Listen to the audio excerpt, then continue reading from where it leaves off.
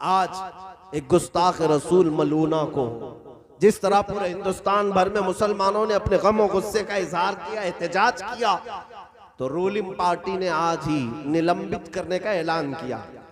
सुना होगा कि पार्टी से निकाल दिया गया। इस बात की अलामत है कि बीजेपी वालों तुम भी समझ रहे हो कि वो गुस्ताखी कर रही थी, गलत काम कर रही थी। पार्टी से निकाला और दूसरे लोगों को यह समझाने की कोशिश किया कि हमारी विचारधारा ये नहीं है किसी के पूर्वजों को या किसी की मुकद्दस शख्सियत का अपमान किया जाए। ये आज मैंने अनाउंस पढ़ा, आज मैंने ये उनकी तरफ से जारी किया हुआ बयान सुना, लेकिन साथ में मैं ये कहता हूं, ये जो जितने गुस्ताखी कर रहे हैं ना, ये सब शराबी है। और शराब का अड्डा जो है ये मीडिया है, ये दज्जाल। ये अपने डेस्क पर बुलाते हैं और ज़रख़रीब टट्टुओं की तरह घोड़े मुर्गे लड़ाते रहते हैं। मैं कहता हूं शराबी को मारने से पहले शराब के अड्डे बंद करो। इन पर कोई नहीं कहता। ये जितने न्यूज चैनल वाले हैं इनको कोई पूछता क्यों नहीं कि क्या इनके पास सिवाय मैटर इस्लाम के कुछ नहीं? ये आग लगा रहे हैं पूरे हिंदुस्तान भर में और उनको बुला बुला करके दावत दे करके बिठाते। जो भी इस्लाम के खिलाफ बोलेगा, जो भी मुसलमानों के खिलाफ बोलेगा, उसको ला करके सम्मान दे करके बिठाया जाता है। मेरे अजीजों, बहुत हो गया। फिर भी हमारे अखलाक ये है, हिंदुस्तान भर के सारे शहरों में से देख लेना, किसी भी आलिम ने, लाखों आलिम मौजूद हैं आज भी, अल्लाह ने सबको जुबान अता की है, लेकिन फिर भी हमने अपने अखलाक से और अपने किरदार से कभी उनके मुकद्दस चीजों को छेड़छाड़ नहीं किया, न भगवानों को गालियां दी हैं। ये दुनिया देख रही है और तुम बार बार मेरे नबी की शान में गुस्ताखियां करवाते हो। मैं आज हुकूमत वक्त से मुतालबा ये करता हूं कि जैसे कार्रवाई अगर तुम अपने कार्यकर्ताओं के साथ करते हो, तो ये शराब के अड्डे चलाने वाले ये दज्जाली मीडिया पर पाबंदी लगाओ कि नफरत का माहौल इन्हीं से फैल रहा है, इन्हीं से पूरा नफरत का माहौल फैल रहा है। आम सादा दिल लोगों को भी आज इन्होंने जहरीला बना दिया। वक्त ऐसा था कि हिंदुओं के साथ हमारे ताल्लुकात अच्छे हुआ करते, हर इलाके में। आज भी ऐसा नहीं है कि हर हिंदू कट्टरता का और कत्ल के और मार धाड़ की बातें करता हो। सब उन पाखंडियों की तरह नहीं जो भोंकते हैं। बहुत सारे हिंदू जिनके मुसलमानों से अच्छे ताल्लुकात, लेकिन आज जानते हैं इस मीडिया ने उनके दिलों में भी जहर घोलना शुरू किया, उनको बार बार उत्साहित करना कि तुम हकीकत में हिंदू हो कि नहीं हो। ये आज मेयार बनाया जा रहा है कि मुसलमान के खिलाफ ना बोले तो हिंदू ही नहीं, इस्लाम के खिलाफ ना बोले तो हिंदू ही नहीं। ये जो जहरीला माहौल है, इसके खिलाफ मैं मुतालबा करता हूं हुकूमत वक्त को भी कि ये शराब के अड्डे बंद किए जाएं। ये जो मीडिया वाले चला रहे हैं, हर कोई आता है इनके डेस्क पर बैठकर हुजूर की जात पर छेड़छाड़ करके जाता है। मुझे बताओ उस पाखंडी नरसिंहानंद को किसने मौका दिया? ये त्यागी जैसे खबीस को किसने मौका दिया? ये आज जो बोल रही है, भोंक रही है, इसको कौन मौका दिया? सब मीडिया ही तो मौका देती है, ये न्यूज चैनल ही बुलाते हैं। इसलिए आज जरूरत है कि इनके खिलाफ भी गम और गुस्से का इजहार हो और प्रशासन सख्त से सख्त इनके ऊपर एक्शन ले कि इनके जरिए से नफरत का माहौल बढ़ता जा रहा है, बढ़ता जा रहा है।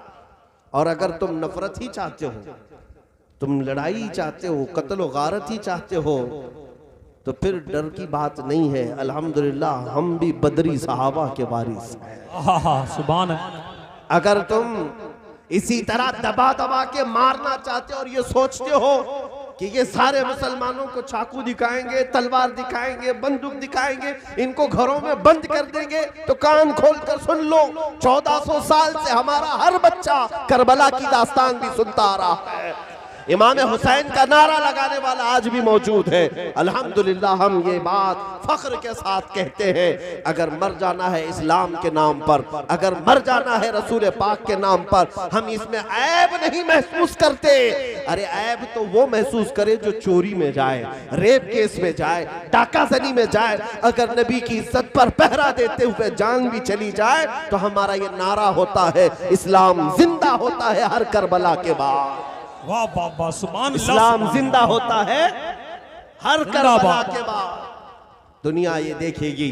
बस मैं आपके सामने इतना मैसेज देने आया हूँ, इतना मैसेज।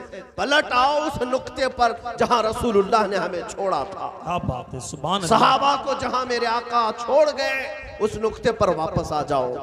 तुम्हें मजीद दुनिया के बड़े बड़े असबाब खरीदने की जरूरत नहीं।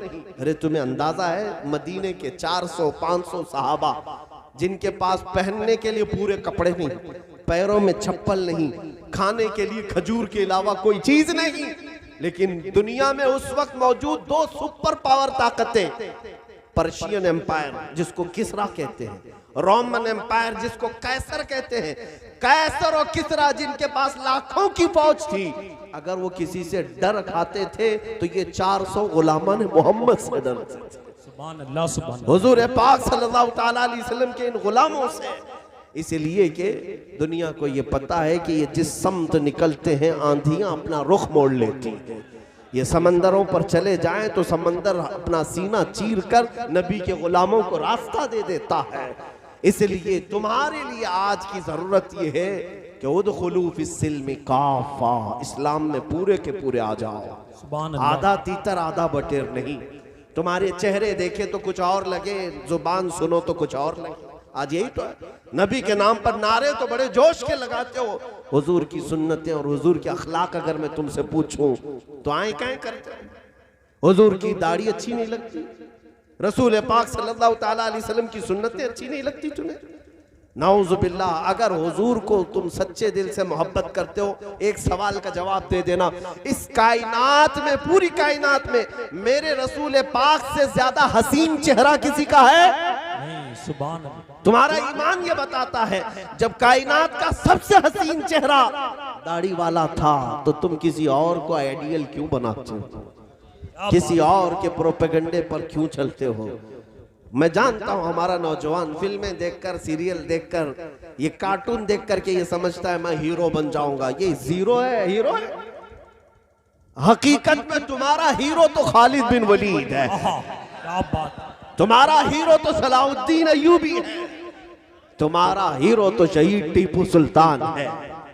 जिनकी कोई नमाज कज़ा ना होती थी, जिनका कोई हुजूर की सुन्नतों के खिलाफ अमल नहीं होता था, वो हमारे हीरो हैं।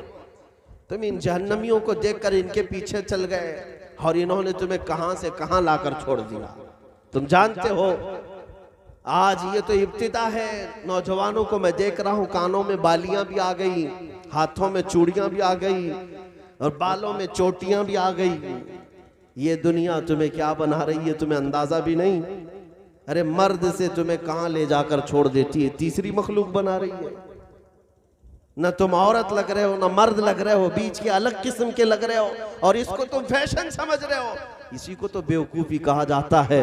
तुम्हारे पास रसूल पाक के सबसे आला अखलाक हैं, जिसके अखलाक की कसम कुरान में अल्लाह ने याद फरमाई और अल्लाह ताला उस रसूल के अखलाक को सबसे बुलंद कह रहा है। उस रसूल को छोड़ करके तुम्हें कोई और क्यों नजर आ रहा है? सच बात तो यह है कि जिस दिन तुम अपने नबी से सच्ची मोहब्बत करने लग जाओ, अपना खाना पानी, अपना चलना फिरना, अपना उठना बैठना, अपने घर के तमाम मामला नबी को देख देख करके करने लग जाओ, तो फिर किसी और ताकत के जमा करने की जरूरत भी नहीं आएगी, जरूरत भी नहीं आएगी इंशाअल्लाह। मुझे बताओ मेरे अजीजों, आज का वक्त तो लोग ये कह रहे हैं बड़ा सख्त है, इससे भी बड़ा सख्त वक्त था जब यहाँ जगह जगह राजे महाराजे जादूगर थे। उस वक्त मेरे गरीब नवाज मोइनुद्दीन चिश्ती अकेले आ रहे थे हिंदुस्तान, कोई फौज लेकर गया है, 7-8 फकीरों की जमात के साथ आए अजमेर मोहल्ला। क्या हाथ में तलवार लेकर के आए, भाले नेज़े लेकर के आए थे? वो और बादशाह थे आए, लेकिन गरीब नवाज चंद फकीरों के साथ आए थे। लेकिन एक बात याद रखो, वो भाले नेज़े तलवार चाकू हथियार लेकर तो नहीं आए, लेकिन मेरे आका के इश्क की दौलत लेकर के आए थे, हुजूर की मोहब्बत लाजवाल लेकर आए थे। और उसी का समरा था, वो एक झोपड़ी में बैठे रहे लेकिन हिंदुस्तान के कोने कोने में इस्लाम पहुंचाते रहे। आज भी 800 साल गुजर गए, हम में से किसी ने गरीब नवाज को देखा नहीं, हमारे बाप ने भी हमारे दादा ने भी नहीं देखा, लेकिन नाम आता है तो मोहब्बत से हम भी मचल जाते हैं। अजमेर का उर्स का आता है तो जगह जगह से दीवाने उमड़ पड़ते हैं। ये किस बात के लिए? मेरे अजीजों, एक बात याद रखना, जहां रसूलुल्लाह का इश्क होता है, आशिक जलवागर होता है, अल्लाह पूरी मखलूक को उसकी तरफ फेर दिया करता है। आज आप करीब बरेली शरीफ के रहते हैं, बरेली के करीब रहते हैं, लेकिन आपने भी देखा होगा 100 साल गुजर गए बरेली के आशिक सादिक को दुनिया से रुखसत किए हुए। उस इमाम अहमद रजा फाजिल बरेलवी को गए हुए 100 साल गुजर गए, लेकिन जब भी 25 सफर का दिन आता है, बरेली का मंजर देखने के काबिल होता है। अरफात के मैदान की अक्कासी कर रहा होता है हर इलाके का नौजवान, बंगाल हो कि बिहार हो, कश्मीर हो कि केरला हो, कर्नाटक हो कि राजस्थान हो, गुजरात हो कि महाराष्ट्र हो, हर इलाके का नौजवान, बूढ़ा, बच्चा उस मैदान में जमा होता है। किस बात के लिए? क्या वहाँ मेला लगता है? क्या वहाँ पैसे बढ़ते हैं? क्या वहाँ नेता की जय जय होती है? क्यों आते हैं? अपना खर्चा करके। वहाँ रहने का ठिकाना ना हो फिर भी आएंगे, खाने का ठिकाना ना हो फिर भी आएंगे, सोने का ठिकाना ना हो फिर भी आएंगे। हमने पूछा इन तमाम परवानों से कि तुम क्यों इस तरह टूटे टूटे बरेली पहुंचते हो? तो मेरे अजीजों, फिर रूहों ने जवाब दिया, ये पहुंचते नहीं है, पहुंचाए जाते हैं। ये खुद आते नहीं है, बुलाए जाते हैं। इसलिए कि मेरे नबी से जो सच्ची मोहब्बत करता है, वो आशिक जहां होता है, परवानों का हुजूम वहां होता है। नारे तकबीर, नारे रिसालत, मसलके आला हजरत, उलमाए अहले सुन्नत,